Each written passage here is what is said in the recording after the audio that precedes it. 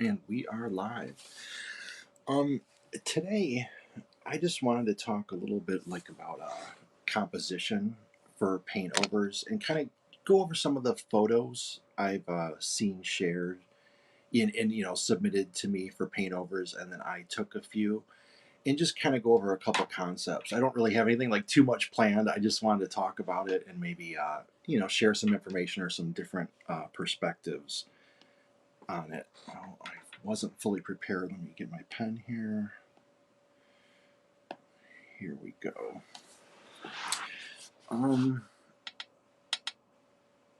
One of the first, you'll always hear me say it about looking up at models. So let me see. What's going on? Change the pen. Here we go. If you look, you have something like say a square.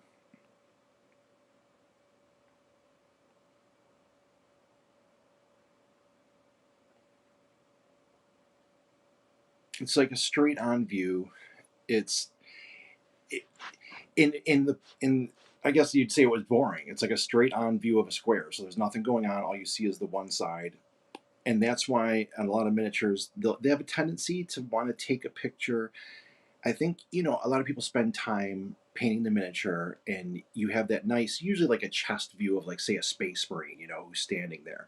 And they'll go take straight on at that chest.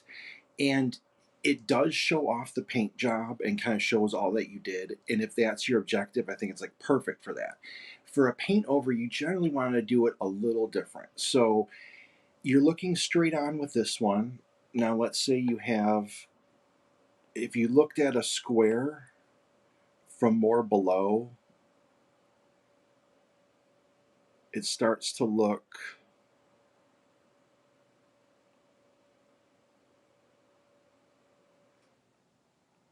this is a bad perspective job, but you get the point. So you got a little bit of an angle that's like a little more interesting. And triangles are usually a pretty like good shape for composition. Like, there's a lot of things based on a triangle. You'll see later when I get into it. Now, then if you add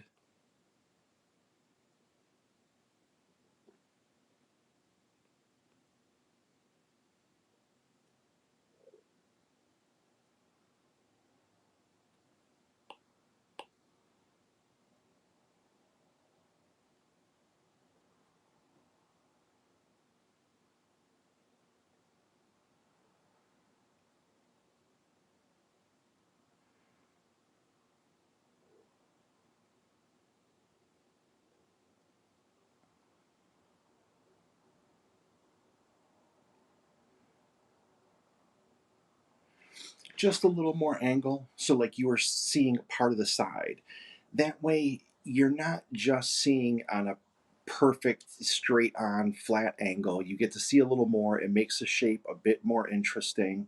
If you were looking down, you would have a little bit here. It's not a hard and fast rule, but I will show you a couple examples with miniatures of photos I snapped. So wait, let me see this one. And we'll go. This is basically a straight on view. And to me, it's a cool model. I love, there's a lot going on in this pose, but it's kind of very boring. You're like looking at it straight. The one leg is coming directly forward, and the other one's back a little. All right, let me zoom in on this screen here. It's easier for me to see on this other device.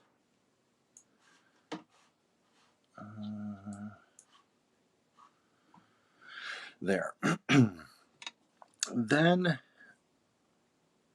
here's one looking down. Like, a lot of people, like, if they had the model set on a table, this is a little exaggerated looking down, but you don't even really see his mouth. You want to look at like the interesting features of the model too that you're trying to capture.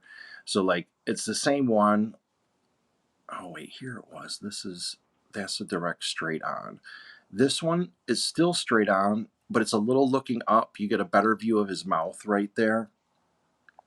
but it's still nothing really interesting happens with the legs. That's kind of like boring to me. I tried one from a top down, same thing. You don't like, you're looking down on this huge model. It doesn't look very imposing from this angle at all. Now, so you start with a little turn. That one I believe is blurry. But as soon as I turn it, you start to see his left leg. We're looking at it would be on our right, but his left leg is starting to come a little forward. And I have a little lighting in this one because it's just light coming through the window, but I was playing with it. So you get some interesting shadows from his hands. So his hands are casting a good shadow, and you're starting to get a little light on the leg.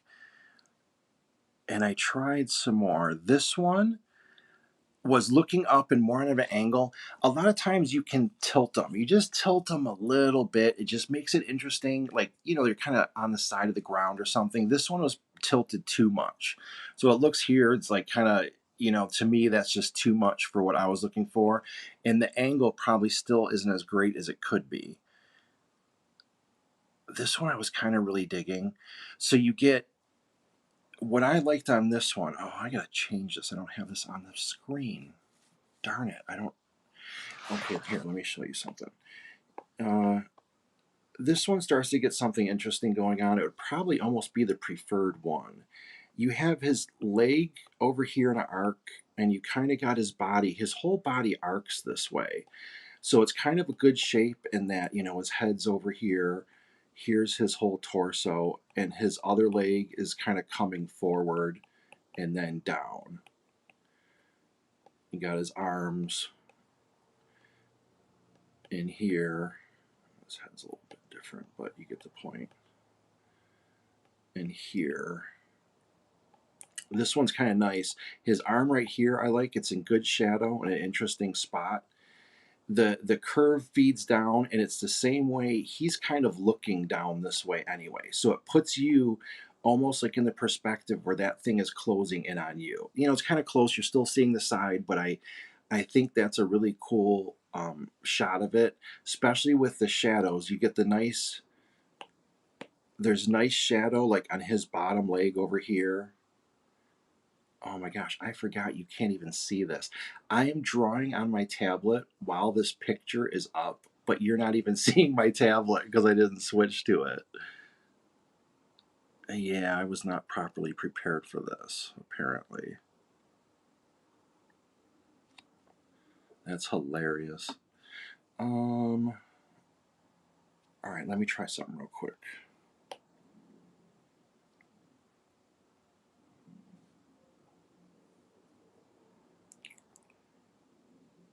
All right, this will work. I'm going to pull this into Procreate.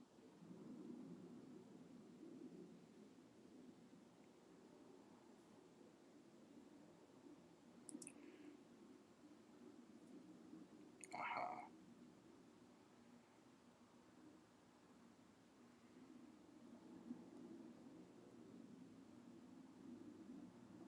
Bear with me. Hive Mind, thanks for making it. Oh, Goathead, appreciate that. I was apparently very disorganized for this today, but here, I'm going to cut to this screen. This is my favorite picture I took. I just held this thing up. Like, I just held it up and then would move it around and snap some pictures because I wanted some reference of it. And let me see. It's slightly better. If you look at this one, there's not much difference. The only thing, I mean, he's more turned on the other one, but I don't mind this, but I'm kind of losing some of these hooves, which is fine, but my view is kind of like right from below his feet, and I would generally like this. But when I went and took this picture, I liked it a little better because you're still seeing the top of the ground now right here. So there's some interesting things I can do with it. And if I wanted to,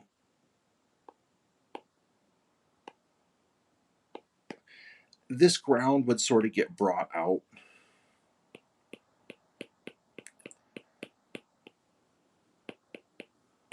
Like it was up here, and you could put some interesting like forced perspective stuff up close. Like if you wanted, I could have some other units kind of up here on the ground. So I liked being able to see the top of his feet, and yet you're still looking up at him. It also, with this, starts to create an interesting angle. It's basically like you have the ground here, and then his kind of body is up in this shape. So you got, kind of this going on. And plus his head is kind of pointed down here. So you got some things all looking like right here. You got his hands, this R is kind of indicated there. His head is looking here. His knees are pointed there. His feet are pointed there. So a lot of things point right here, and it makes it interesting. If I put another model, of course, or I put some models in here, I would put the models right here, like he's charging into those things. That is, you also, because his spine is kind of curved, you get a nice kind of curved shape here instead of, when I showed earlier, instead of something like that.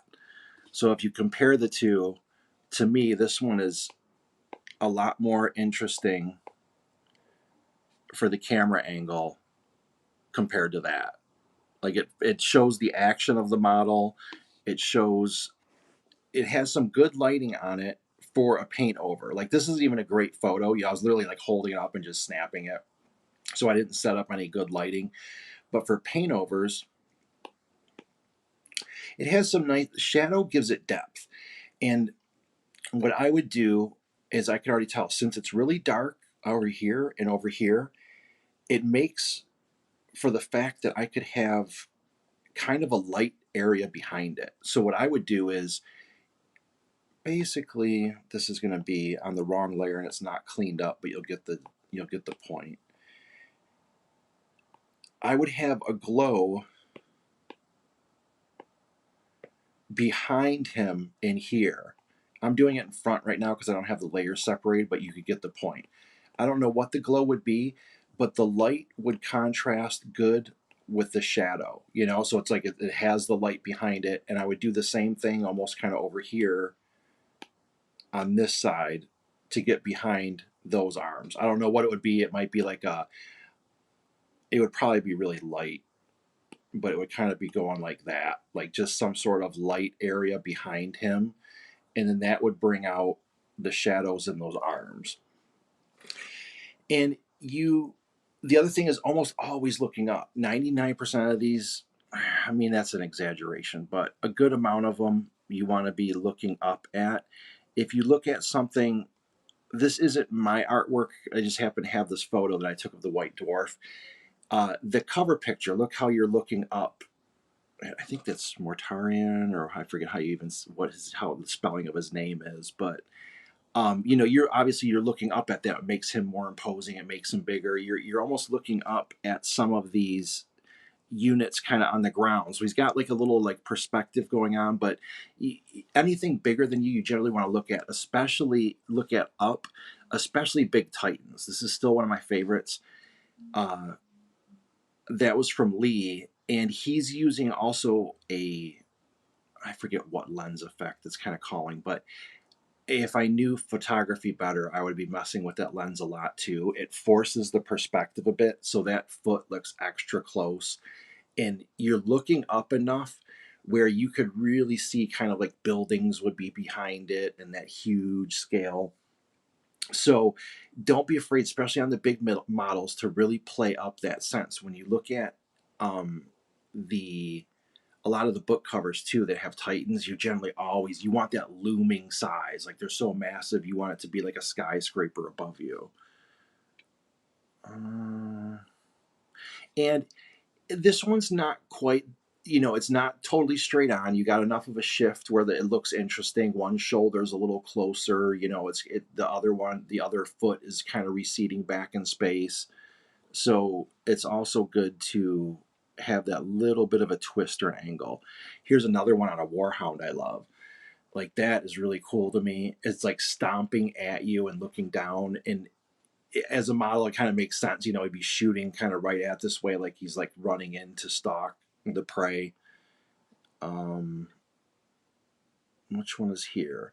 That's a good one. Looking basically up at this, and he's got the body tilted enough. You're not looking at his chest. It's not like shooting like totally left. It's kind of like up and off the screen, so it's a good angle. If you look, you almost still got the same. It's almost like a triangle. Like if you started from the gunfire and went down to his other hand, and then back to where the body is laying, you kind of got that little bit of an interesting angle shape. Here's one that almost, it kind of like breaks the rules. It's just a straight on one, but there's also a ton of motion in this sculpt, like because of the tongue and because of the blade on there and stuff. It already has some interesting shapes in there. And so I want to always show there's like an exception to every rule. It's not like every photo has to be upshot, but it's one of those things that helps often. Here's another example I've took of it didn't have to be an upshot. This one I think it really works because the base was a lot of lava that the person like really put a lot of time into, and it looked awesome. So you were looking down on it and it was showing more of the lava. And then I went and I kept going with that lava to pull it all over to make it a big important part of the picture. So this, even though it's a flying craft, which in my mind most of the time means, oh, put it in the air, because when you think flying, something flying, you're always thinking look up. You're not thinking you're gonna be looking down on it. But for artwork wise, because the lava is such an important part of the story, it almost makes sense to look at down on it so you can kind of see, and it shows that they're docking and the burning, the lava's all around, and so it works in that way. This one, that's a cool one. I liked it. You're almost looking up. It's like your eye level is probably right below his waist, so it's that one's, you're almost dead on here, but because it's a big model, you're still looking up at his head, but you're looking down at his feet, so you can kind of fit a lot in there, and that's called like your horizon line. Yeah, I forgot a lot of people wouldn't know this stuff. Your horizon line, what they figure is kind of where your eyesight line, basically. This one that wouldn't necessarily be horizon line, but I'm trying to figure out where. No, it wouldn't be here. I think eye level was right about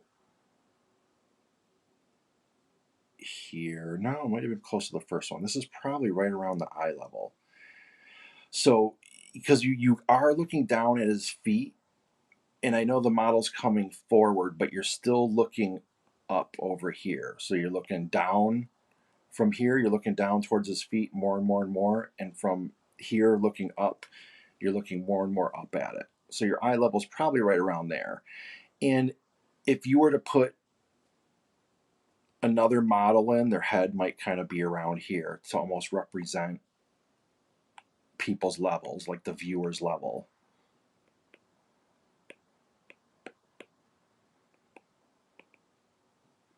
That would be cool. You could put a few, if you got the right miniatures to photograph in here, you'd have them all in the front like that and have this big thing charging like that on that cool angle.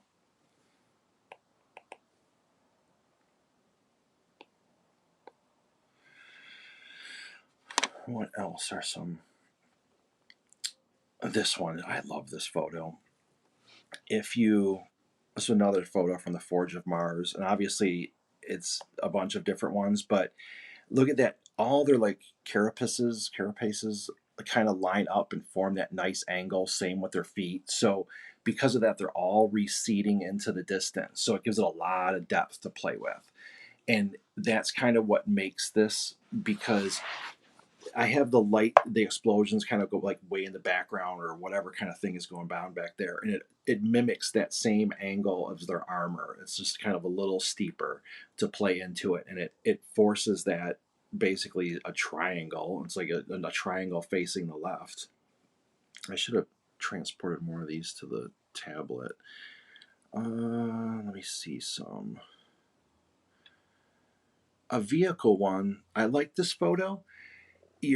It's like mid, your horizon line's almost in the center there. You're looking up at the top, but again, for a vehicle like this, it's not a direct side on shot, and it's not direct front on. You're kind of looking at that front corner, which makes the shape a little interesting, like the kind of cube I drew at the beginning.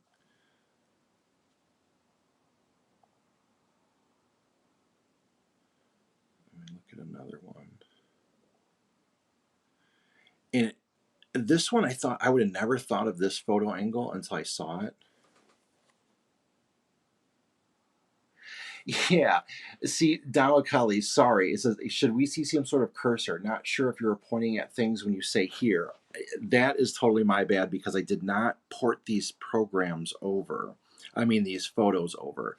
I have, I only brought this one over. So I'm going to try to snag these real quick and send a few more in here. Give me 1 second, and then I'll get the pointer out and go over them.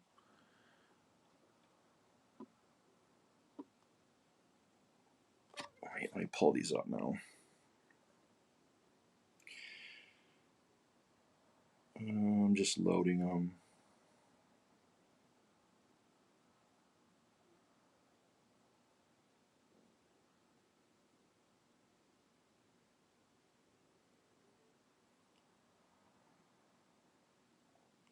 Still looking for a couple of these. Hang on.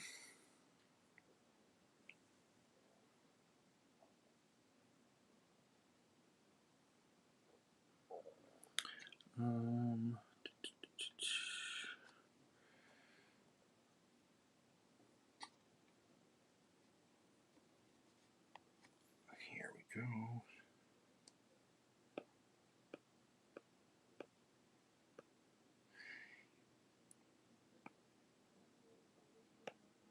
A giant one.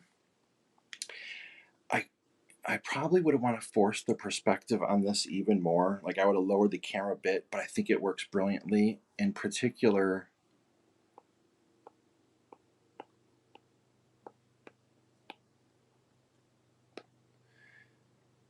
it's got all this nice shadow in here. So that makes the light source, anything with shadow, if you look at a lot of the GW covers and just any good book cover in general, a lot of like figures or something, they'll carry a lot of shadow on the actual model, and that just helps make it interesting. Like it adds contrast. So you'll generally have like a realer, like a brighter side where all the highlights are hitting, and then they'll put stuff in shadow because you can build a lot of depth with it. So I think a model like this wouldn't generally be, they wouldn't photograph it with that much shadow. Like say you were saying, hey, GW, I want to show off my paint job on the model. It might go against showing the best paint job because where it's all shaded, where it's all shadow like that, you're not going to see much of the paint. So you'll tend to see a lot of like an overall lit. They light the model from all over, so you can see it all. But with a paint over, it's more useful to have a little bit of shadow and know where your light source is coming from. Because as soon as I look at this, I can tell the light source is in the top right over here. That's what's coming down because all this is lighter and then all the other side is darker. Here's another good example of composition. Same thing here. This is kind of looking up. Maybe you're at his knee level. Your line of sight is about knee level of this guy. So your eyeball is probably right around here. Everything down here, if it was a cylinder with rings on it, it would basically look like this.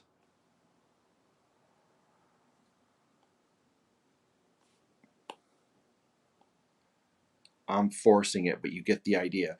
Your eyesight is basically in the middle, and everything you look down from there and everything you see above that line is looking up. And you'll see that, I don't know what's a good example of it. If you were anything like, you look up a flagpole or, a can, you take a can and you just hold it up. If it has a straight line above you, it almost looks like it arcs down. And, if you put it below you, it arcs the other way. And kind of just like that. So a lot of times I'm trying to find where the eyesight line would be, what's above and what's below. This one worked out because it had a lot of lava in that down here and you could show it off. by looking down on it. So it worked. It didn't get lost. That's why this viewpoint looks, but his head and everything is still above you. So he looks more imposing. The bird is kind of looking right down at you. They took a very good photo of this. Let's see another one. I thought this was a good photo. It has the leg coming forward. This is coming forward. It's got, so you already know it's like, hey, that looks like his foot's coming at you. He's really coming forward. It makes the body look taller, and like his head is way back there. So his foot is coming forward and his whole body is still like catching up with him. It's a great model, obviously, too, as well. And again, you basically have a kind of a shape like this. It brings together, even though, and his body has a little bit of a sway to it, so that makes it a bit interesting in there. Instead of, again, if you were looking directly at him, it wouldn't be as interesting of an angle. Let's see some other ones here. And that's why to me it's like no rule is ever like written in stone. You're kind of looking down on this guy, but it doesn't. I think it's great, and you catch a lot of this inside the furnace. So in here, get a little black on there. You get to see like inside of it from this view. So I liked it. And looking down, if you're looking down, I'm usually trying to bring out something in the ground. So that's why I was like, okay, I got to make something a little interesting with the ground. So I put some flames in here. He had some here. I just added to it to make it brighter and added it over here. So I was literally, you'll see a lot of this kind of angles and stuff. He's not totally straight. His staff is straight, but there's like a little bit of tilt to the camera. And that's the same. I went and added this. I'm trying to, like, a lot of times with a static straight on model, you're trying to make the background a little more interesting. You'll see me, a lot of my backgrounds almost have like this type of angle on it, and it's very popular. Like the smoke will drift that way. And what you're doing is, let me see a good example.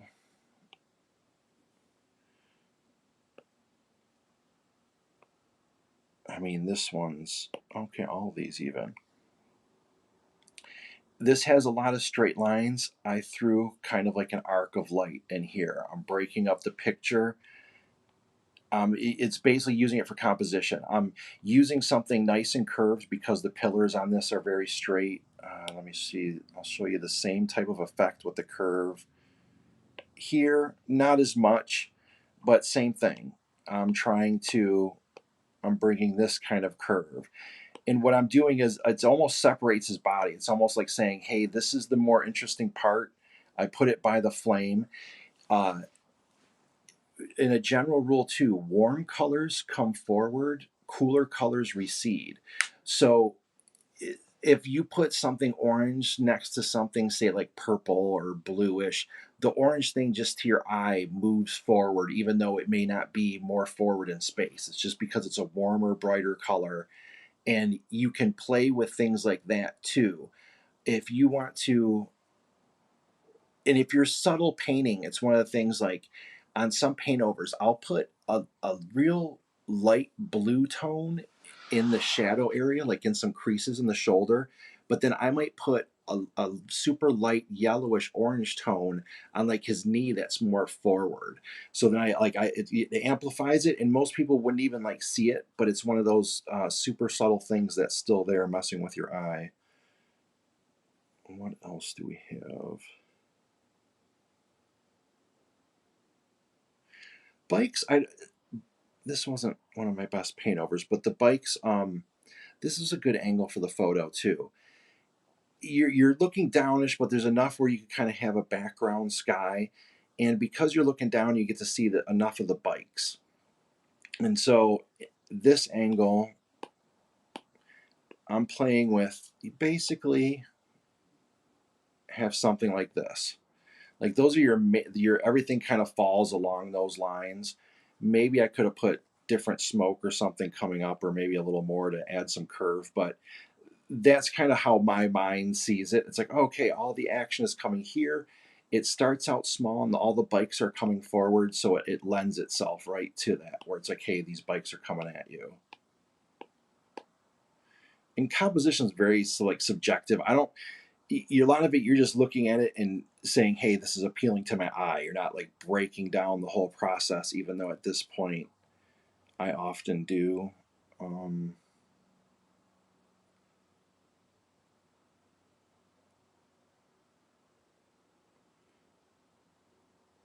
Another one, looking up at this makes the scale a lot bigger, you know. And plus, you don't see too many models. You won't see too many photos this way of a warhound. You'll generally see it from the like top down more, so they show off the armor up top. And if you're really trying to, in this one almost has the same thing. You got a nice angle through here, and probably more so it's like almost here. His knees line up that way. So it's kind of the same thing. You got like that kind of angle, and then these break it up. And he's got the light source. So it's got nice light coming from up in here. The light source, where would the light source be? Probably right, coming right like this. Yeah, because it's catching the top here. You see the highlight here. So the light source is probably right there. And I always look for the light source on these because I'm trying to generally light towards that. And you could put shadows. You can even see the shadow. Yeah, so see the shadow from like his body is right there still. And I generally try to add to it. Like if someone has a good lighting, and you could do some really interesting things. Like the tendency too with photography is, okay, you have a light and it's coming down from up above.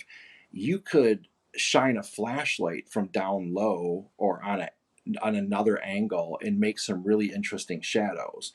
So if you play with it and you get a great shadow on it, it adds something. Let me try to see if I have some really cool shading on it.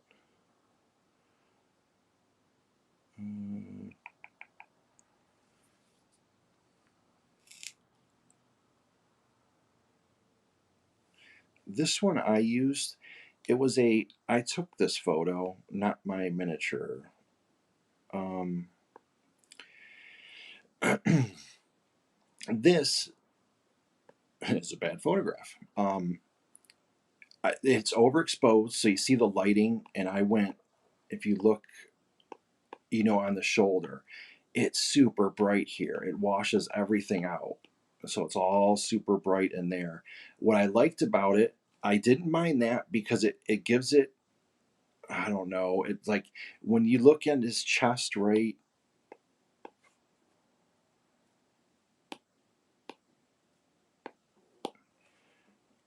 here, all that light is picking it up. It gives a certain amount of volume to this. It looks bigger because there's so much light on it.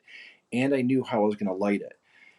When I look at this glove, I see a nice light source here and a nice light source here, but it's dark in here. And you get this darkness up here. And so what I wanted to do is see how I played into that. I put a real bright light behind his arm that would kind of light this correctly. Since it's so bright on the edges, this would be light and this would be light, but this part would be dark.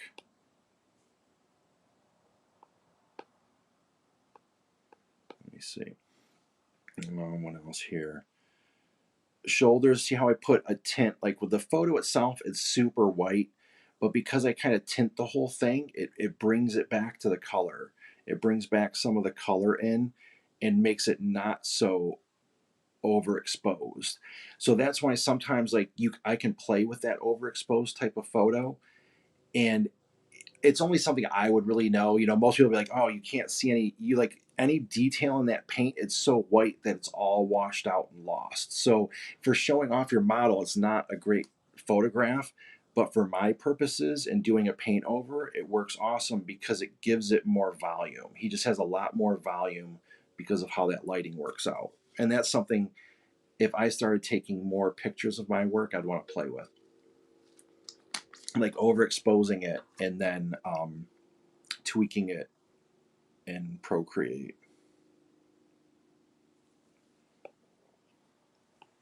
This one works a lot on vehicles. It's kind of like you're a little up above and he's driving by. Same thing. The what do you have? You have almost, I don't know, like this. You know, that's your basic shape. It's cutting right through. I kind of positioned it. You'll see that same shape I kind of draw on a lot of these because it's just I'd say the general direction of the composition. I like this one a lot. It's just a fun little one. I love all the having them drive, spun the tire, made the tires look like they're spinning on this one.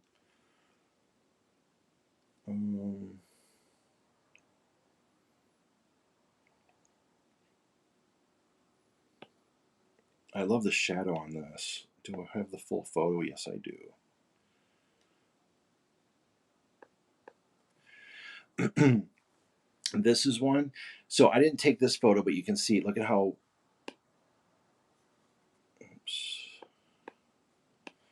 it's kind of like overexposed and really bright here, really bright on this knee, really bright here. But I dig that. You right away know where the light is coming from. And then what I want to see what I did on the paint over. Because I put that tint layer in, I probably didn't paint over the light the best in this picture. I probably should have made this area a little bit brighter in general, but you still know because of this where that light is coming from. You know it's nice and bright and over there, and that's why I made everything's kind of blowing past. And he's holding that same. If you want to look at the composition, you're looking up here, and his knees and stuff are going that way. So there's that same kind of overall angles. Nice shadow on this. So because of that light source, even though it's just holding up and it's nothing, you know, in particular where it was like all a whole bunch of planned light, but it still works brilliantly. It adds a lot of depth underneath that armor.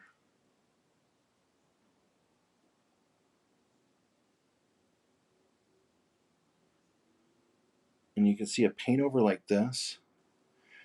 You can see me try to mimic that shape. This, what do you got? You got a bike going by. You have some of this where he's holding that, which is good. And I kind of just added, if you see that building and street lines, I'm adding this.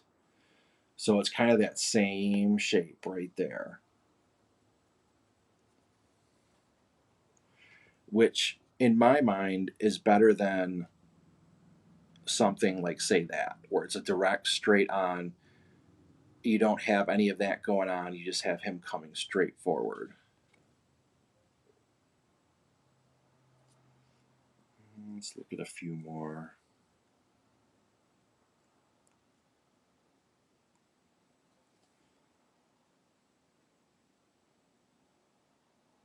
And this one's, this is good. Your eyesight, what's your eye level is probably right around here, maybe a bit higher, probably right around here. I don't even know, it might be still. So you're not totally looking up at this one, but you maybe just a little bit of his face. This is probably about eye level right there. This, you're looking down on his feet, but over here you just start to look up a little, so you're seeing up above. So he doesn't, and he's looking at you. A lot of it has to do with his eyes are kind of looking right there. So if your camera was lower, he'd be more looking off past the distance. With this, it basically looks like he's looking at you. Interesting. For composition, I don't know what we have going on. You have basically this, which splits it, and then he is kind of, I mean, what that. Those are kind of basically your shapes in here. You have some of that if you wanted to. But you notice like this, I'm drawing that kind of triangle. It's always kind of like in the center-ish. It's like right where your eye is to focus on all the action. I don't know if any of this is going to help anyone because I'm just kind of babbling it out there, but it might help you get some different ideas.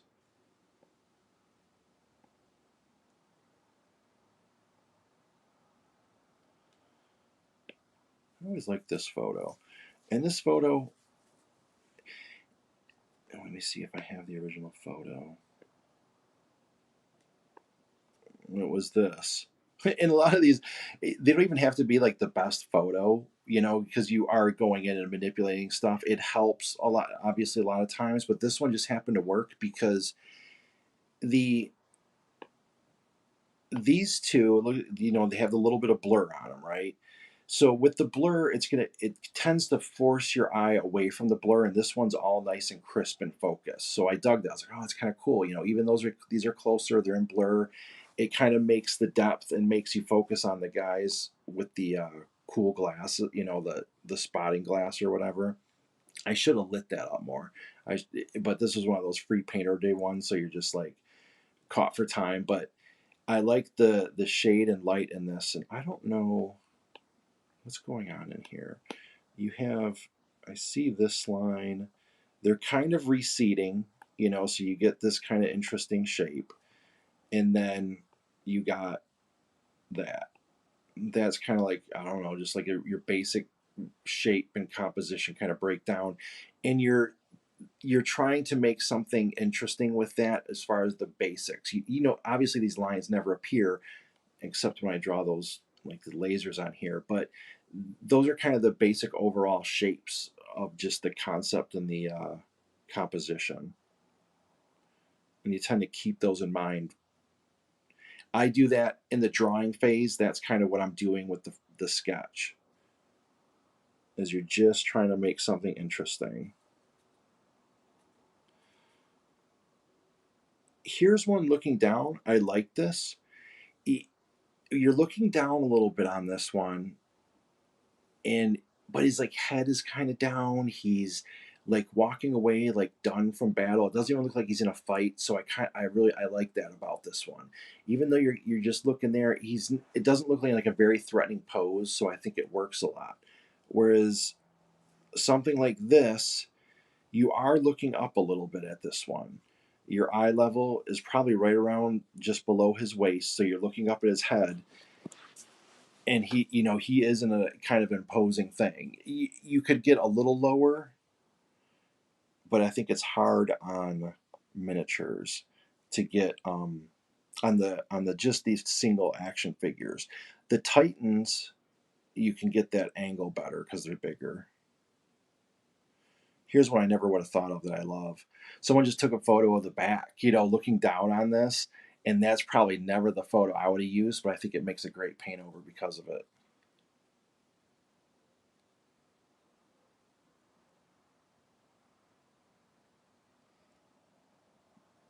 Here's one.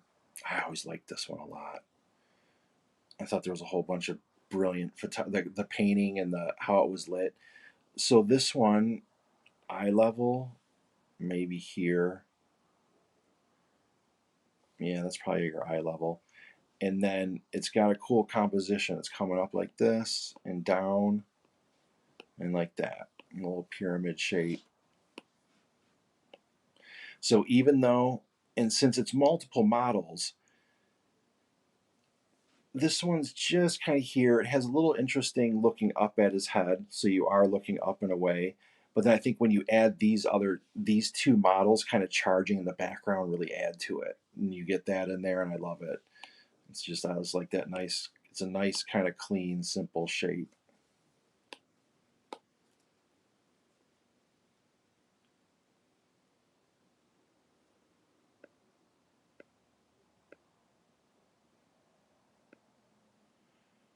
Here's an example of some good lighting on this thing.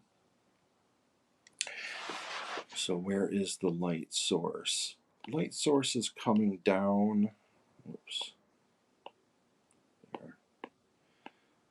Light source is probably coming right from here. and it's making shadow. It's making all this shadow underneath here, and it's forced a little bit. It's probably, I would say, like a little bit, I don't know, not overexposed, but in general, they wouldn't put that much shadow in a miniature photography. But I love this one. It works like perfect.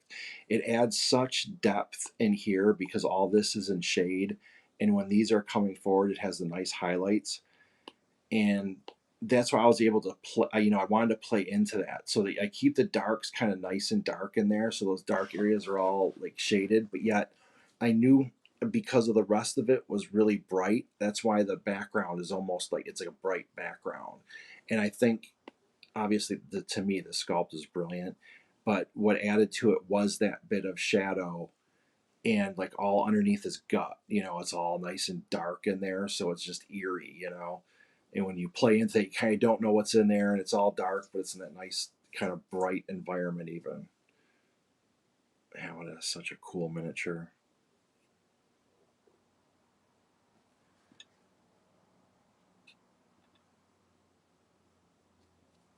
Let me see. This is the one I always use as an example. And I know one thing I realized I don't paint any of these miniatures. Like I bought some, and I was going to use it as an army, but I never got around to it yet. And I was taking pictures of them, and that I would end up taking the bases off, or have the ability to come off, because this doesn't hurt it because of like what I did, but you see the base, you can't see its feet. It chops off the bottom of the feet. So I would probably like end up. What did I do to get around that?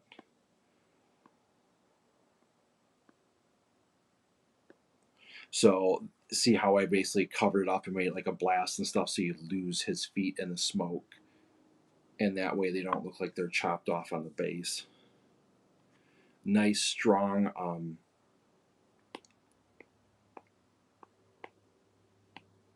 nice strong shadows underneath here. So he had a good light source, and again, on these Titans, because it has so much detail like that, you can get some good shadow, and that really helps build it. And if I'm doing a paint over, a lot of times I will add extra shadow in certain areas, but the more that's there already, the kind of quicker and easier I can do it, especially for the free paint over days. And I'm kind of just giving these tips, so if people are quite a few people submit for the free paint over days, and I'm just trying to give you ideas for things to keep in mind when you are photographing yours for it. I always like this one.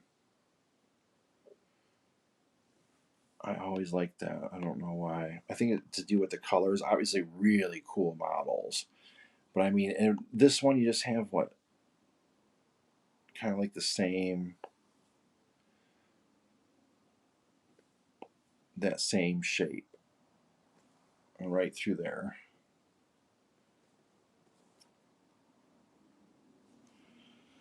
Let me look around. This one's a little different. This is a little more mayhem.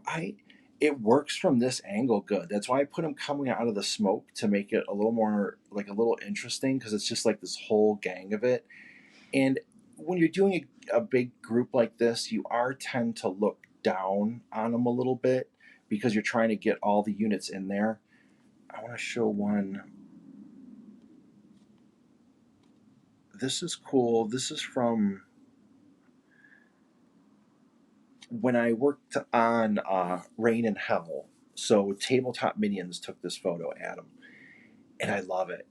If you notice on this, the model on the right, he even put a little just like cardboard up there to lift them up, so their feet aren't all on the same level. So it's just a little thing like that to make it more interesting. And I can't draw on this one right now. I don't. Let me see if I have it on my iPad. Give me a second to look for it.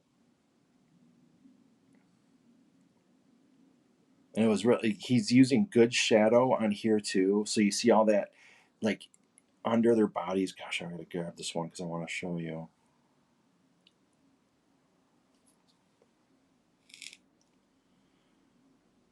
It'll take me a minute to find it. I have a million of these saved.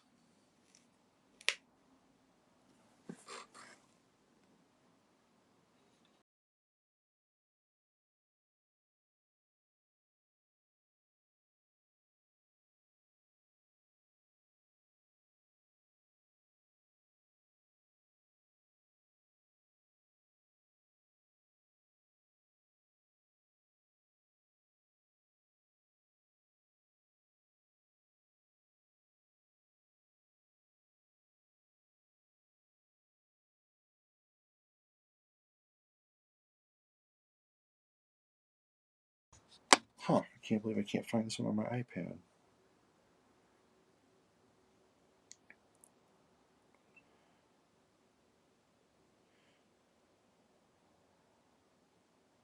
I'll pull up the finished version anyway so we can go over it. I have to clean it off, and some of these are so big that the files are massive, so I tend to take those off even though they're ones I sample from a lot. Aha. We're going to go this. And we're going to put this to Procreate.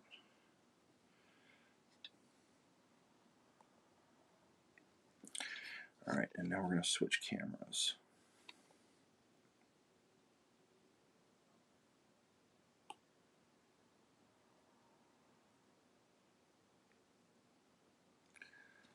Bam.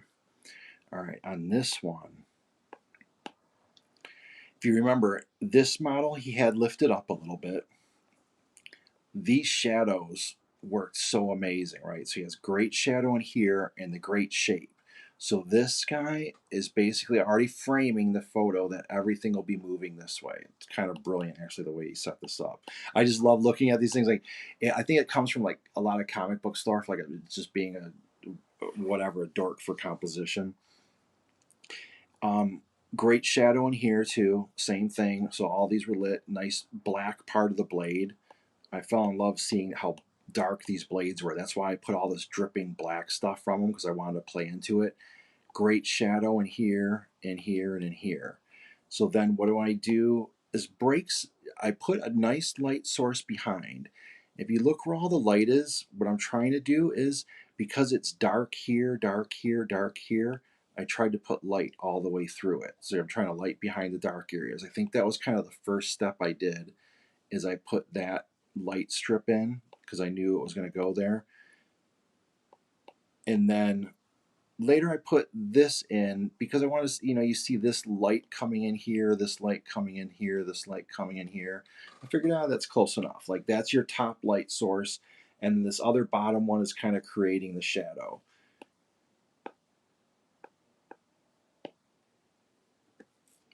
I used a lot of blacks down here since it's all bright all the way up through there. I wanted to put the dark in here to complement all the dark areas. So it was like reinforcing that, hey, there is some nice dark areas in there and you get that contrast. I really like that about it. And it for these, it just starts kind of with that photo. And the more you can do with that, the more you get used to setting it up, I think the more interesting you can make the photos. This is a great photo of this model. I thought you're kind of looking up at that thing. That was pretty sweet. Had it climbing the mountain right away.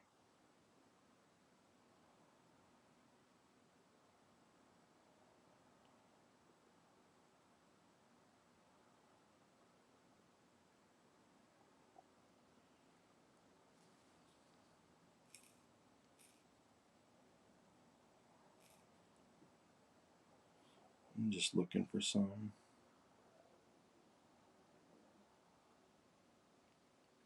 Vehicles, you notice this. This is probably like, this is a great one. Pretty close, like, it's got a nice turned angle, and you'll really see this one's coming forward a bit, so you got like that kind of angle. This breaks it up a little to make it kind of interesting.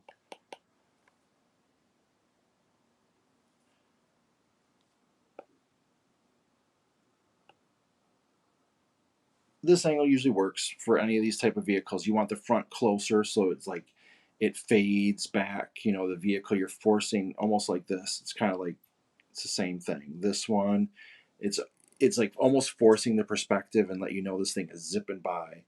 This is almost the same angle of a different vehicle, but I just really like it. You got the basic shape right in there.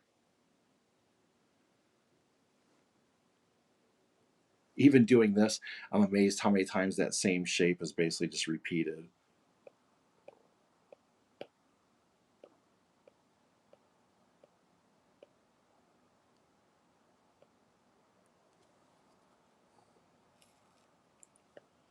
I really like this one. Simple. I probably overdid it or whatever, but I just had the tracks on there and looking back at it like they're zipping through the snow.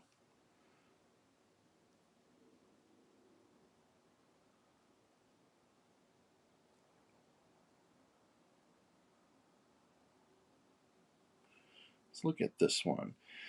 So this one is basically straight on. It's a little angled, right? So his body is pivoted, so this hand is coming more forward with you. And because it's, I don't know how to say this, it's a bit, okay, I don't know if the sculpt or the pose itself is kind of boring, right? It's just he's holding, it's a wizard holding a staff with his hand out. Fine. You, but I still like that about it. You got your first little shape is this, and then you got kind of held in by the straight line there and a straight line of the sleeve. So it's basically just up.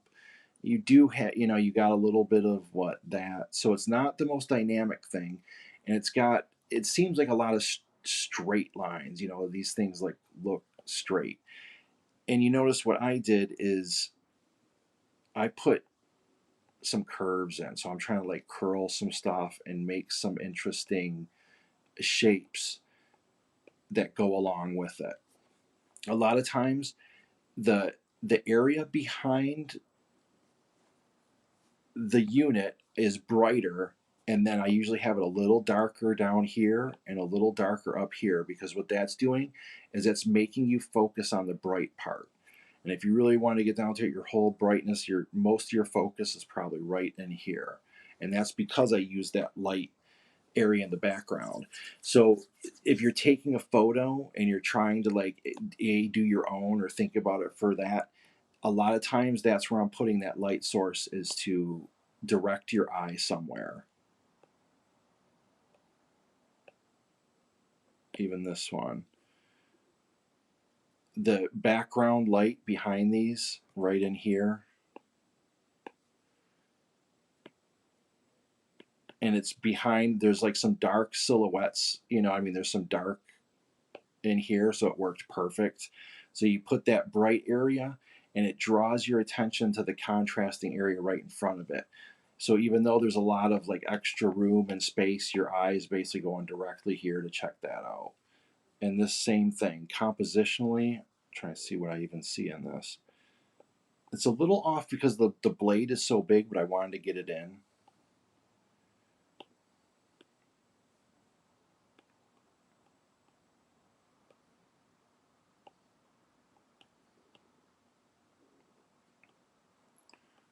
It's kind of where your focus is, and just it makes an interesting shape.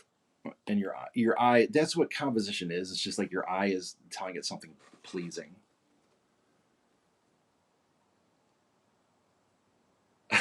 Mechanical Frog, thanks for making it. All light sources. What did you say? Wait, I want to put it on here. I want to do that more. No one does it, but see, I would put more uplighting. You know where you see that is where they draw they'll draw a lot of times Terminators, and like inside the Terminators collars will have light, and if they have their helmet on, you'll see the light coming up from up from below, and I think that looks fantastic. I did it. What's funny is I probably did it for this one because the original photo, this is so funny. I have that's sitting on a light box. So that is this part right here is literally a turned on. Where is it? This is a turned on light box. So light was shooting up. That's how I was getting this light in here and in here that was lit. And then I had a big, well, you can see the lamp right here, but it's maybe like it's up in here coming down. And so this one was lit from all over because I was trying it out. So I bought a light box, and that's what I was doing. I was like, well, no one really uses lighting from down below. So I bought a nice flat light box to try putting miniatures on. And then because I wanted some they're leaning over. Like here, I would try it on this. One of the first ones I shown in here.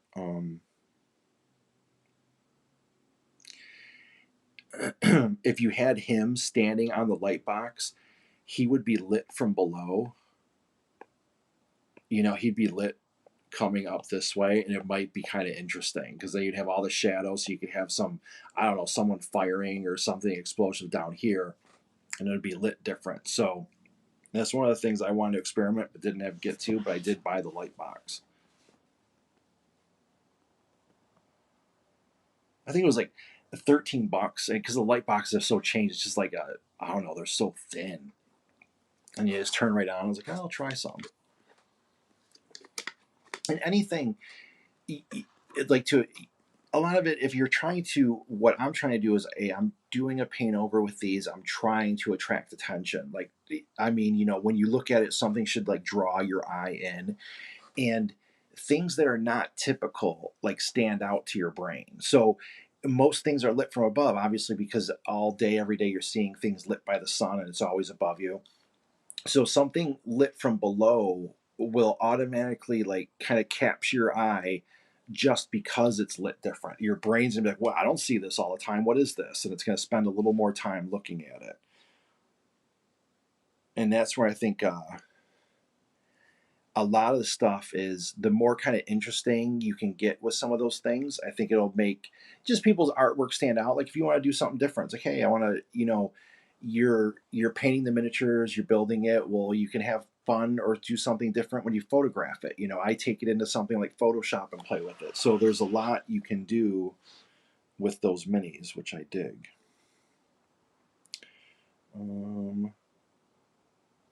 This one I thought was a great angle. And you're kind of almost looking directly at that mouth, but because, just this nice shape,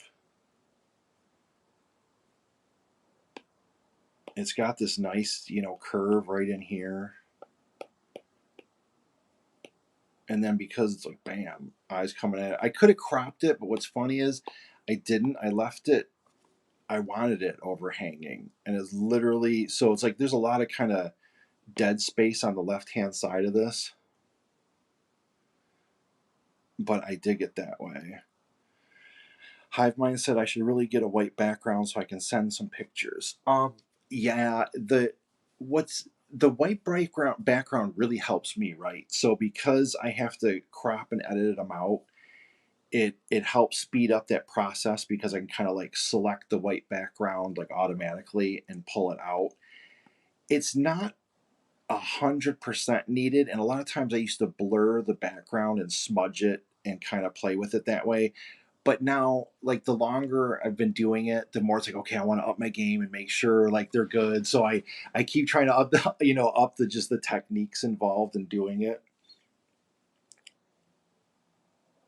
and so it kind of helps me speed it up. Let me see what else do we got. So this dreadnought, and it's big, it's square, but it's like facing off into the the side. It's a nice 3/4 shot, so you're not looking directly at his chest. You're catching one shoulders in the foreground, one's in the background. It adds a little depth, because some of the miniatures like this one, there's no real action with this, and it's taken on a straight angle. It's just like, okay, here, this is the thing. This one I liked it because the paint job was, so he had like this the sparkle lit, thing, and something stood out.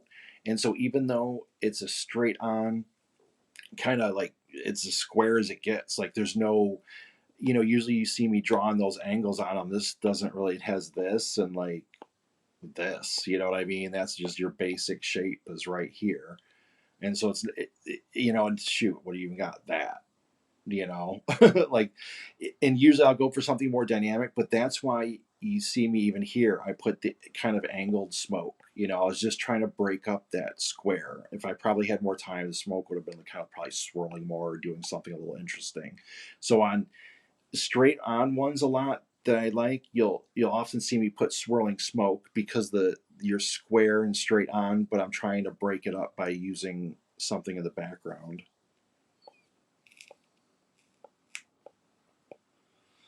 These are always challenging. The ones where these were different photos. So these were 4 different photos put together to form one.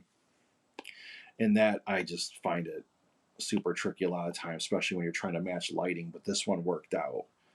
And I mean, compositionally, I'm trying to see what I have here. Got his wings. I mean, they're all.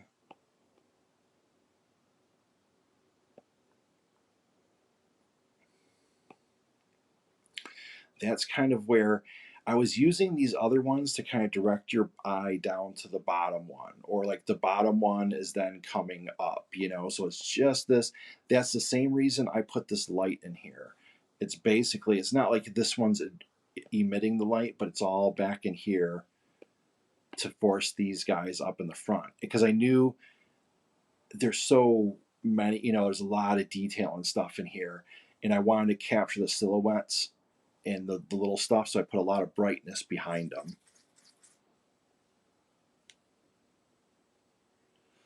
Oh yeah, Mechanical Frog, they drive me crazy. Like I part of me enjoys it, and so I'm doing. I don't have any of the Mantic ones. I want to talk about. Uh, he sent a photo over. I'll have to show them together, but yes. So some of these ones for Mantic, I'm piecing together a lot more, and we, with the photographer, it helps because he'll have them lit like the same ways, you know what I mean? Because that light source, if you start, if someone takes a model and it's lit from the right and then you have one lit from the left, it's like it's very hard to, like, you know, change that lighting around and mess with that. But yeah, I find it really challenging because it's that uncanny valley, like where you start pushing around. Do you attempt a slight blur filter? Yes, on ones you won't even be able to see it really here. This one's a little blurry to begin with, but yeah. So I tend to, I don't use it too much. I mean, you can see. So this is a blur filter on this hair. So I am trying to blur a lot of that out. Oh, are you? Okay, good thing I have the. Where's the plug? Huh? I can't unplug that. I was woefully unprepared today. It looks like. Nope, I got it. Let me plug in the tablet. But definitely, you could definitely use a blur filter on different things, or like, you know, to, you can see right here, that's basically all blurred, you know, trying to add that motion of this thing moving. So I will, even here, I didn't do much, but you can see that's blurred on the hair. That's a blur to make it kind of move a little more. I'm trying to find a better example.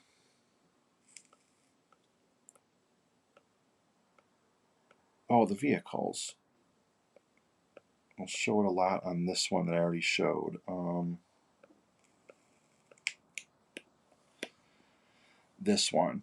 So obviously blurred the tires and gave a little rotation. I blurred some of this back here. I don't do it too much. So I blurred the front tires, and I'm kind of breaking all the rules, like with where I blur. Like, you know, the front of the vehicle might be technically supposed to be a little blurry or whatever, but I'm just, where I'm drawing, when you don't blur it, it draws your eye to that area because the rest is looking blurry and out of focus. So I blurred the tires to do that action, but then I left the driver and basically that, you know, whole hood area untouched, just to, like, that's kind of where your eye goes. And where's for distance? The ones I really like, but I have, it's tricky for the paint overs, are the ones where there'll be models in the foreground that are naturally blurred. I think I might have took the photo off because it was too big. Let me see. Let me see in here. This one, and I don't have it on my tablet right now, but like, so the huge monster thing is all in focus, and the other ones tend to be a little like blurred, especially this guy in the front left, you know what I mean? He's really blurry.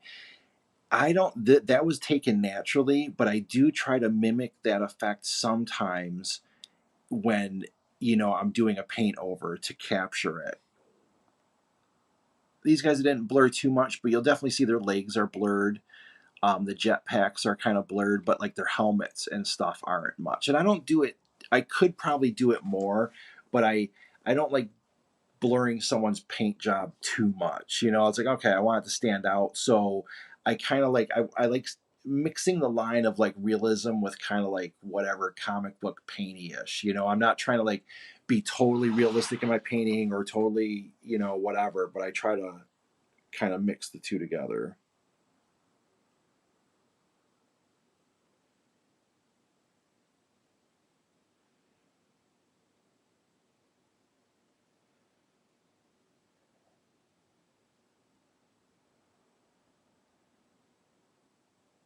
Love the lighting on this one. Let's see if I have the photo.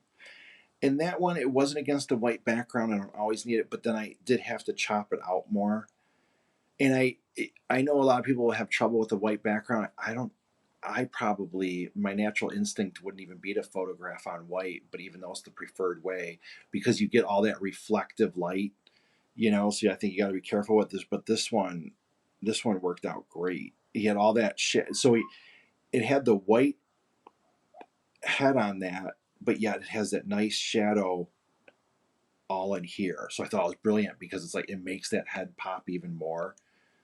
And so then you can see me. I lit it even more, and then lit the barrel so that just nice white head comes right to the forefront. I gave the see.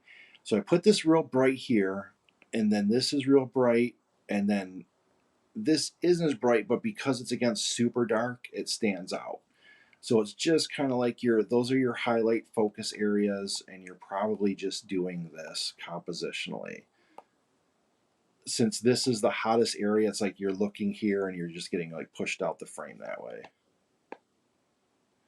There's a whole other thing too where in most of Western society, because you've always been reading, your eye has a tendency to start right here.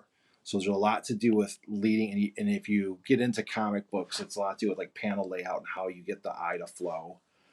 So I did a lot of that stuff, and it carries over into this actually.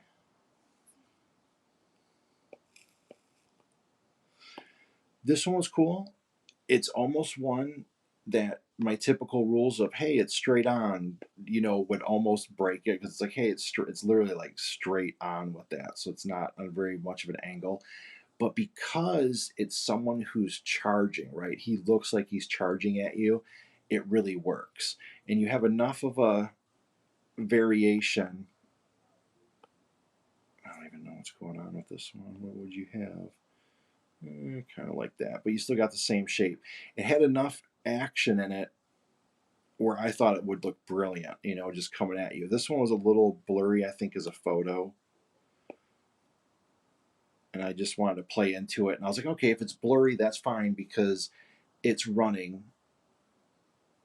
You know what, Mechanical Frog, why do we read left to right? I do not know that. And I know I've heard something, but I can't remember it all.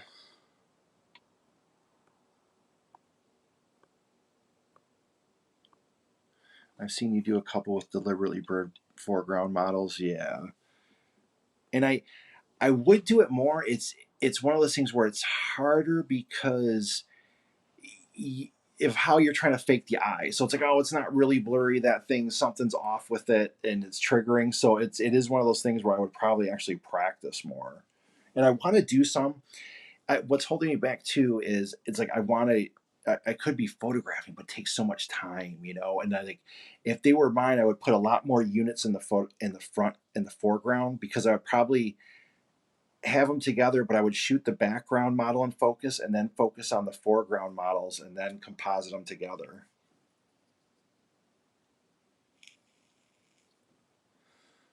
So we're getting a little. Do you know why we read left to right? Mesopotamian scribes would smudge their cuneiform in the clay. Yep.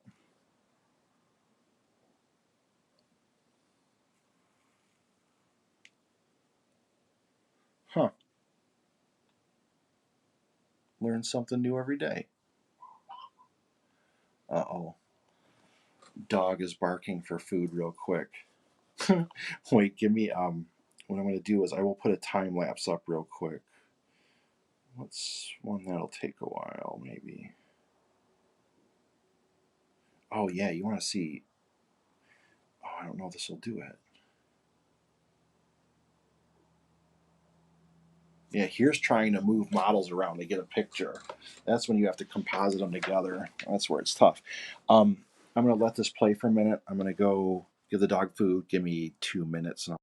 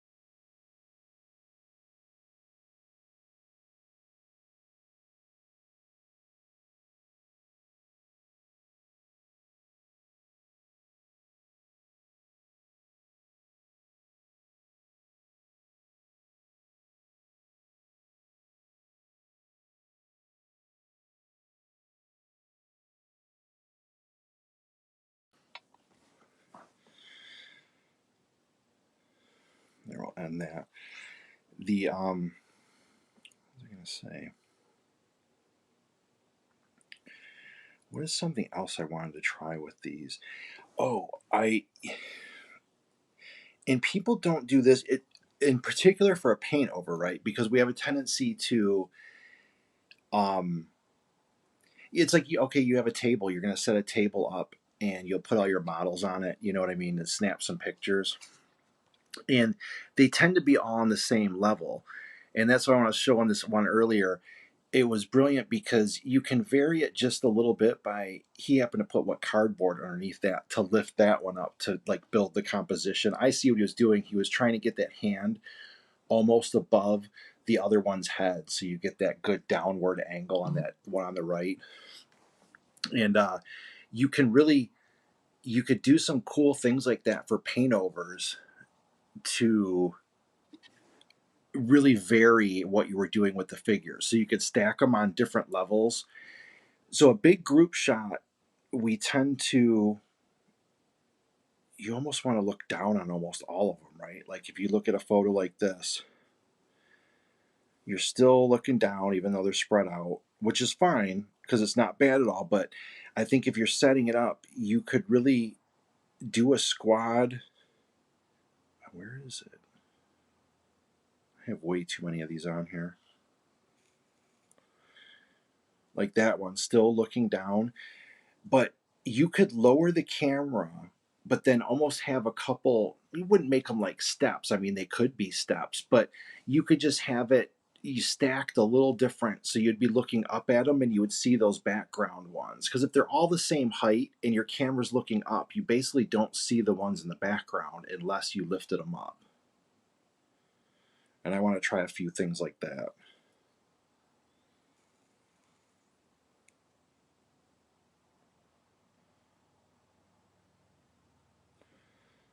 This one works too. Same thing. You're kind of looking up at all these horses, which, and your eyes used to it. You're someone's on a horse. You're going to be looking up at them because generally you're not above them.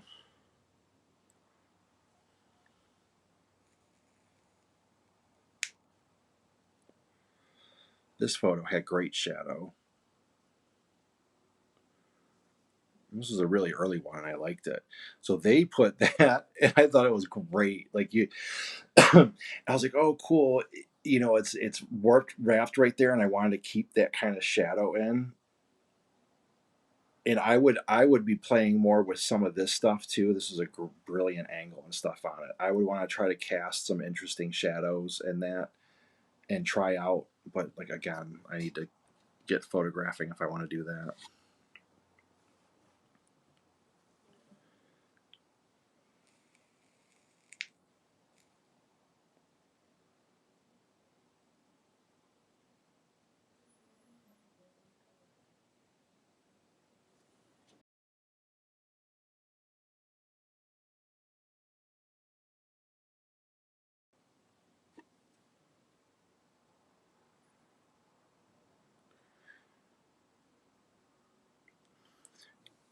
And I find the like this marine, there's not a lot of action going on in this pose, and it's he is pivoted a little, so you're looking at the camera at a good angle. So they chose a good photogenic angle of this because the sword is coming forward, which makes it a little more interesting than if he was like kind of looking more to the left. And there's not a lot going on, but it fits. Like it shouldn't be super dynamic in my mind because it's kind of like after the battle, taking the head off, so all the or taking his helmet off, so all the dynamic stuff is kind of over. So it's a more like peaceful scene.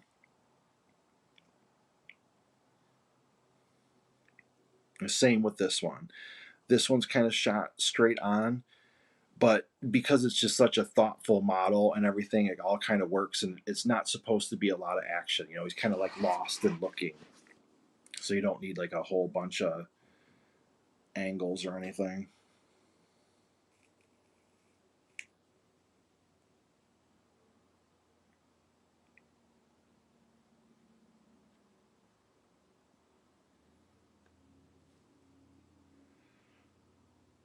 This one was cool for the gunfire. I loved putting that in it. The composition worked so well for that, to have like those barrel blasts right where they're at, here and here. It just like it had such a great, this whole like he's coming right at you. I thought this was brilliant, and it basically photographed that the a good angle. There's basically your shape right there. This is still one of my favorites. Just like such an angry stomping creature. Great conversion too.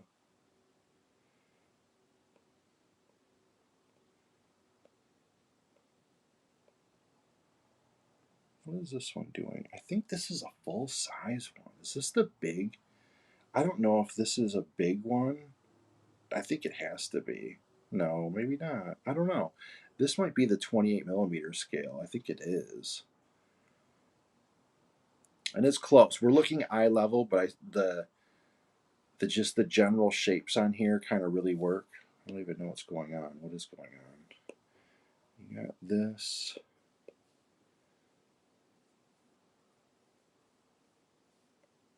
Yeah, it's a weird one compositionally, but it works. I don't really know what I'm even looking at. I know I did put these light down here to kind of frame it. And you'll see a lot of my stuff is always curved because a lot of the models and stuff have a lot of straight edges. For say 40K, they're kind of like harder edge. So I try to put something flowing in the background for contrast.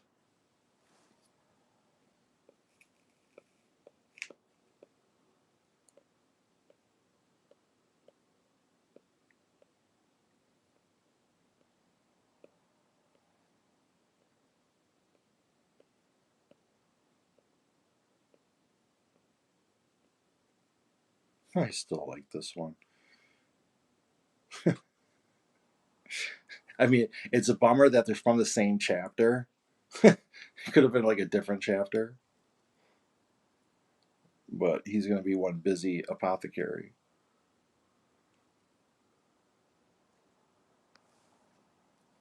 I think this one. Wait, did I move these or not? Yeah. So I placed these. I was placing these around to get an interesting composition.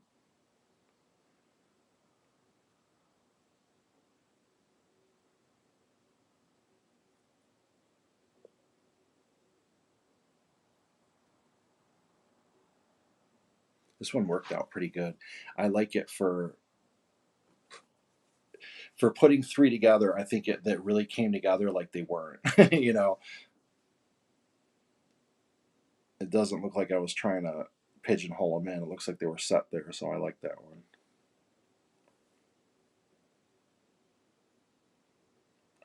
Here's an example too. Oops, I don't want this stack. This one's very straight on. So you got like literally this. You have a little interest because of that in the hand. So you got the birds. So because it was so straight on, that's why I went with the tilted background. I wanted to reinforce where you were looking, and you're kind of in there. And so that's kind of why I went with this exact shape. And I went darker. I went dark over here and dark over here. And then I put bright, right behind it to kind of force your eye to keep in the center. I even put, another little angle here. So because it was such a straight on pose, that's why I was tilting the background and playing with it to add just like a little more action. Anything angled is your just brain even thinks action or something, because it's like usually everything is like straight up, and you know what I mean? There's not many like human structures that are built on a, I don't know what, 14-degree angle.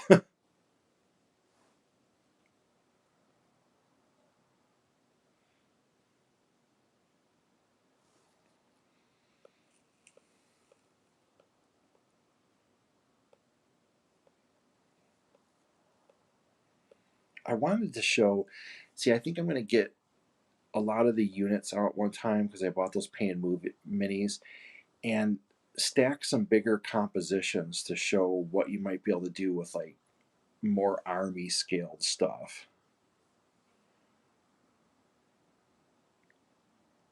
especially for backgrounds.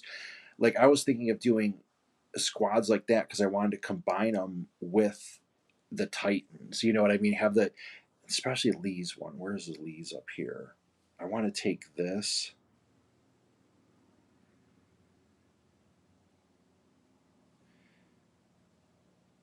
and then shoot another like photograph almost.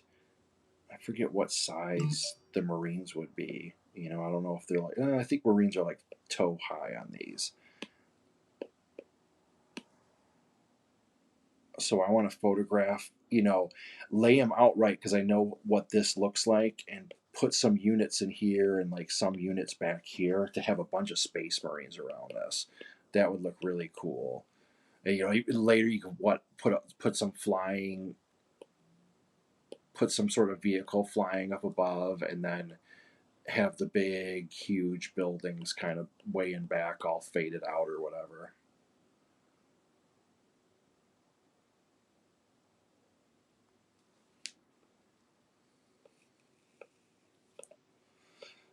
What's funny is they commissioned me. I think it was Blast from the Past, if I got the name right, on Twitter. They had commissioned me for another one, and they had really, you could tell they submitted some pictures after for free paint over day. So commission me first, and then I would see him once in a while, and they had some cool composition things going on. And he's like, I really listened, and he had this nice camera angle on this. I don't have a full photo of this one anymore, but anywho, it's kind of looking up at this chariot, a little bit on it, and I just dug it. Like it was one of those where, I mean, compositionally, I don't know what's fully going on with this. I know we kind of had the straight line, and it's just enough. So you have just enough where it's kind of peeking down like that.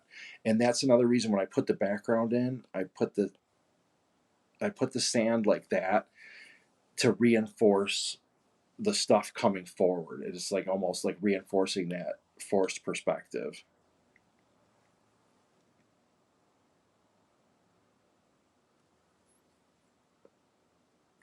This one was cool. A little bit, I like it. There's a little lean to this. So I was like, all right, cool. You know, it's just because it's such a simple like figure, it's got that little bit, but it had good action because of that. You know, it's like, and he's got his arms going like this. And because of the lean, I was like, all right, I wanted something square behind it to frame it. And that's all I kind of really wanted. And I wanted the bright area up here because I knew the gun kind of comes forward on itself. It was light and everything. And I wanted to make sure your eye was really focused on the center. So I put the lighter background behind it. It frames it and it's almost got it's like nice dark black border with it.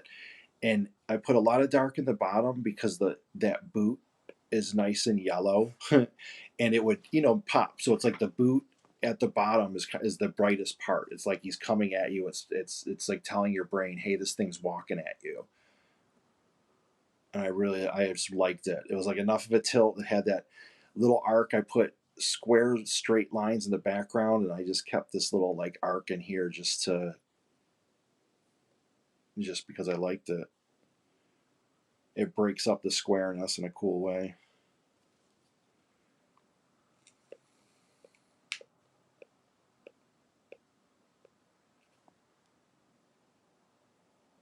This one, same composition. You got a heavy there and there.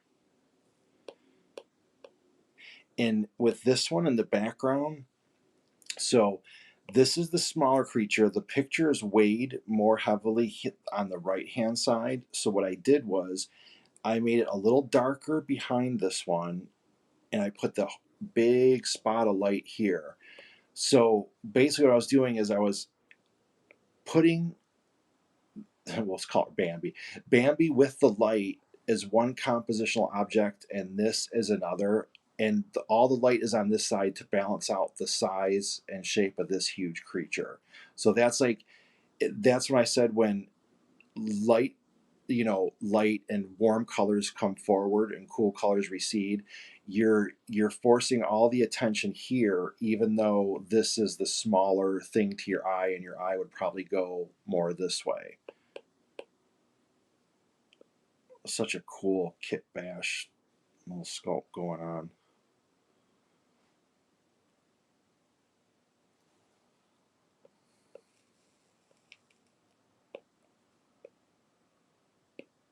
I love this composition too.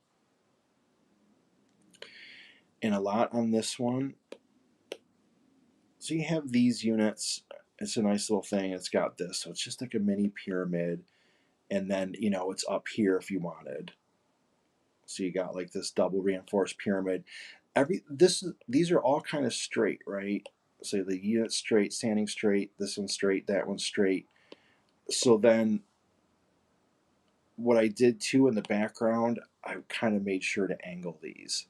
So it's just a little bit, it's a little tilted. I didn't do them like all straight this way. I tilted them just a little bit and then kind of had them reinforce this still shape to kind of make your eye come in this way.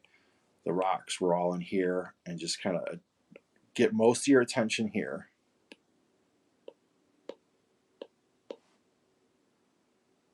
This is probably the longest babbling video about nothing I made. I'm gonna have to delete this one. Another one. And you see they all end up being that like almost triangle shape. This one's going just like this. Bam. And then because of that, I had the units all firing off. So everything is pointing your eye directly to this big bad boy.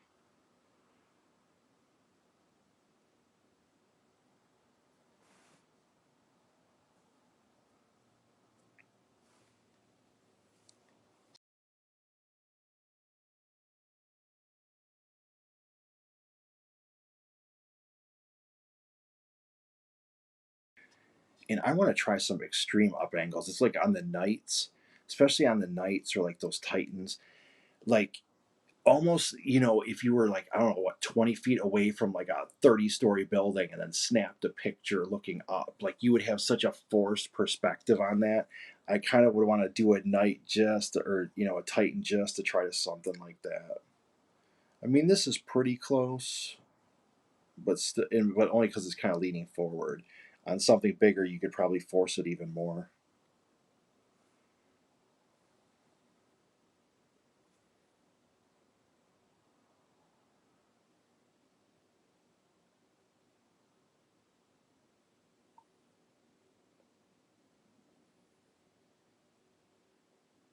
I gotta do another in the tutorial series. I gotta work on this one again. I'll do the next part. I'm gonna go through and highlight some of this one and go through the tutorial steps.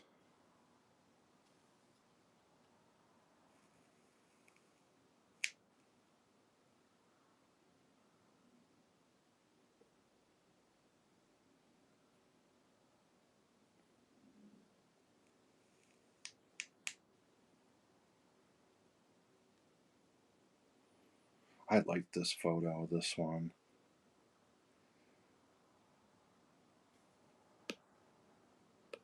Same thing.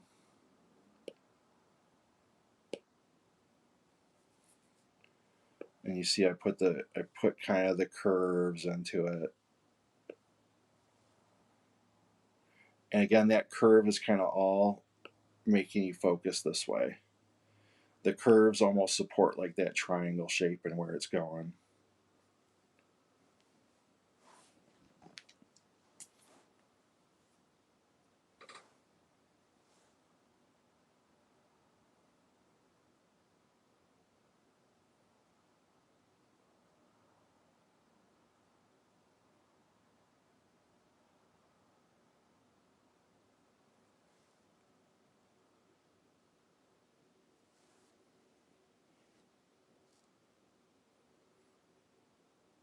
This one's like directly straight on, but I think it worked because you got that bit of an angle. Like because these are so big and blocky and you seeing it that little bit, I think like really added to it. It was a small thing, but it really worked. Instead of just standing straight and being totally square, that tilt of something that huge gives it action. So that's why I'll tilt a lot of stuff just a little bit, just because it adds something different than, especially if a unit's kind of like standing right there. Maybe you try to like just get a little bit of an angle on it to make it not so straight.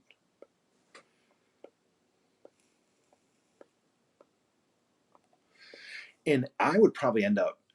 I was trying to think how I do it. Like I was holding that model up in the air, and I just snapped a bunch of pictures to try to get it. And I think I would end up doing that a bunch, and then if I really got one I liked, it would be like my test photo, and then I would kind of set it up with even better lighting and where I wanted it and miniatures around it, and then snap it.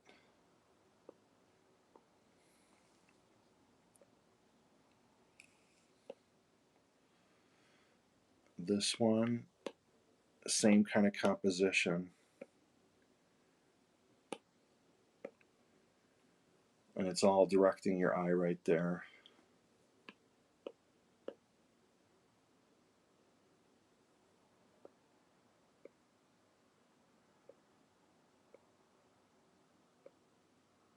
I love this. Is one of the, I think, I don't know. I just remember this one being one I was like, wow, this is really cool. I don't get all like impressed with my work, but it was just one of those where it came out right. I was like, oh, the lighting was played into it, and I did some colors that I liked, and it's one of those. I don't know why I like it so much.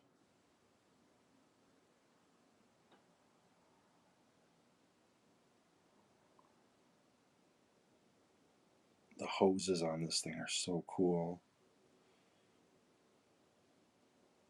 I want to get them rumbling too. I think that's kind of why it has that little bit of a lean forward, and I think that's what's giving it most of its action.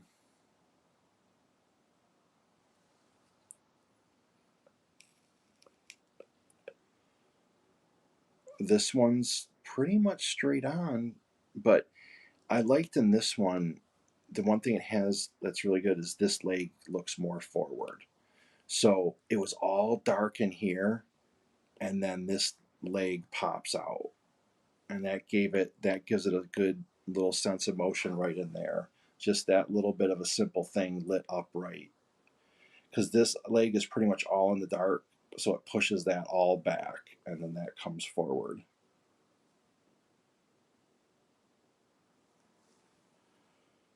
Which is funny because that's one of my favorite paintovers, and it's like almost dead straight on. You know, the hips are pivoted a little, but that's why there's no super set hard and fast rule.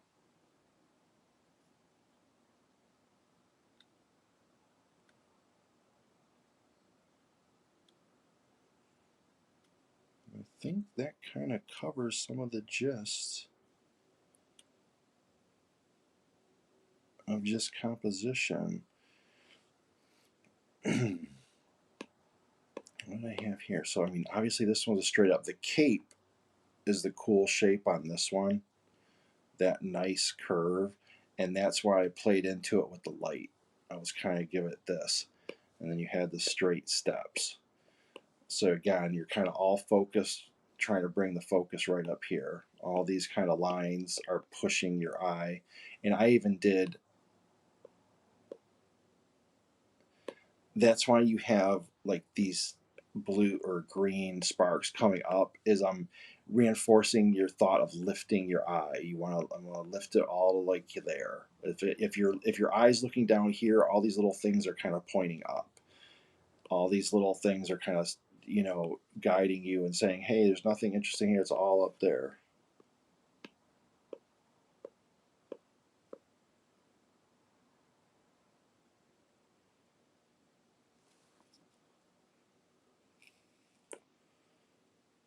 That was a fun one.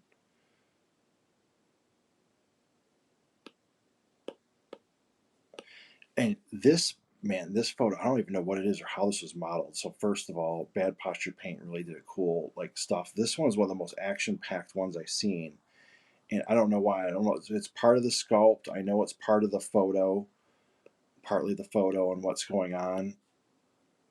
I don't even know compositionally what's going on here. It's funny. It's just got a heck of a lot of action to it.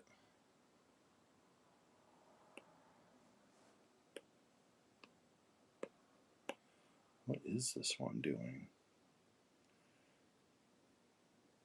Okay, so maybe it's that. That's why I dig it.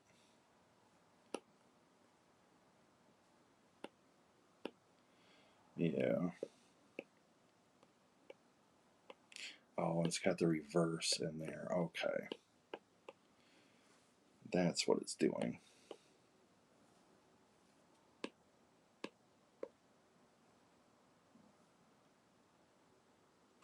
Frog, what are you working on today? Are you making another video or anything today?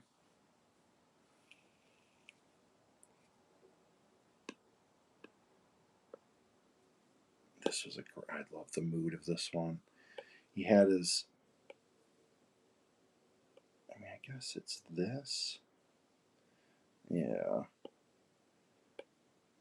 So your basic shape, or your predominant shape is this. And it's like all pushing out this way.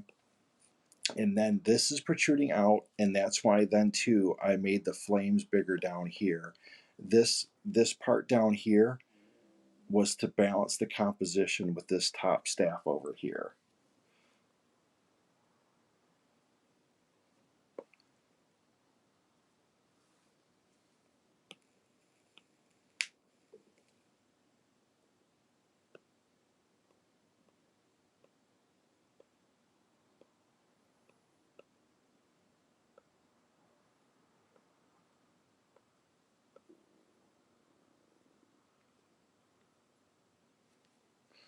We are writing part 3 of the audio story and painting semantic trolls. That was cool that you got a good shout out for your audio story, so that'll be interesting. I know that that's the thing with all these YouTubes. It's so much time, like, and you're putting a ton of work into your channel. You've had a lot of content. I'm almost like worried you'd burn out putting that. Like I put out quite a bit, but you put out even more. I'm trying to, like, if I do the 2 live streams a week and then maybe like 3 other days post content, but I want to make sure now that literally I'll pre-schedule the release, so it'll be like when I release content, it'll be at like whatever specific time it is. You know, you say it's like 10 a.m. or whatever, like, and I'll make sure that video goes out at 10 a.m. every day, because I wasn't super disciplined about the time of the release, and I think even that, like, if you're really like consistent on that particular release time, like, hey, it's a video always at 10, I think the algorithm even favors it more than, oh, it's sometimes between 10 and 11. I think if you just stick to that schedule, I think that really helps. And I'm going to try it because I didn't try that yet.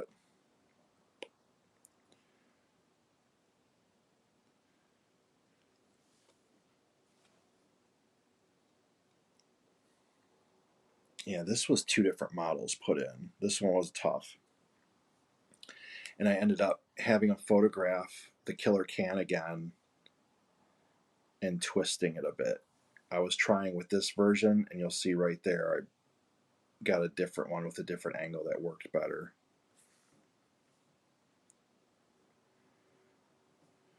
What is this composition? I think it's the same thing as always. Or kind of this. And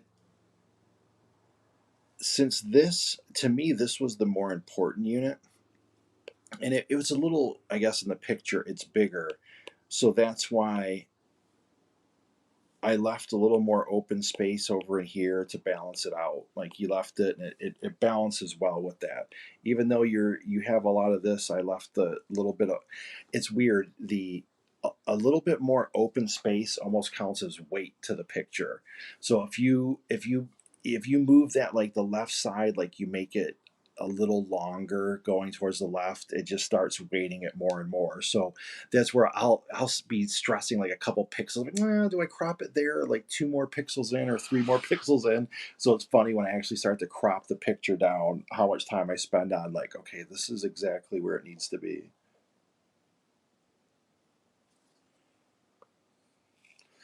In contrast, anytime you can get like, you know, straight lines with swooping lines and stuff like that, the contrast always makes, something different and interesting visually.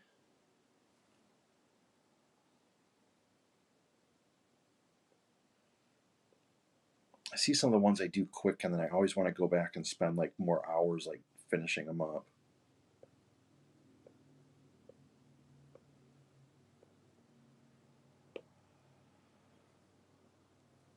This one kind of works for a simple composition.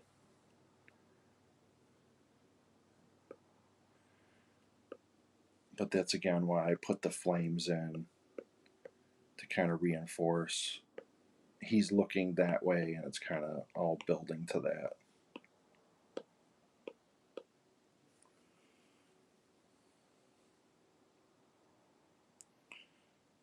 This one was cool. The legs break it up. You got one forward, one back. The body's slightly tilted, and you got the big long guns on that left side, or his left side. I thought this was a nice one. It does look like he's stepping down. He has 1 foot, so that I thought was a brilliant work by the person who converted it. Is like they had this back up, and then he's stepping down, so it's like came up and over. It makes it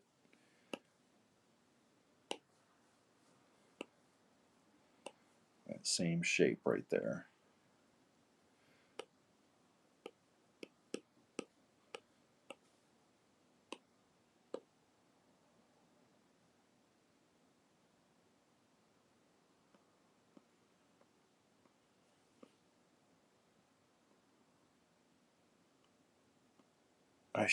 Maybe I will try some more uplighting.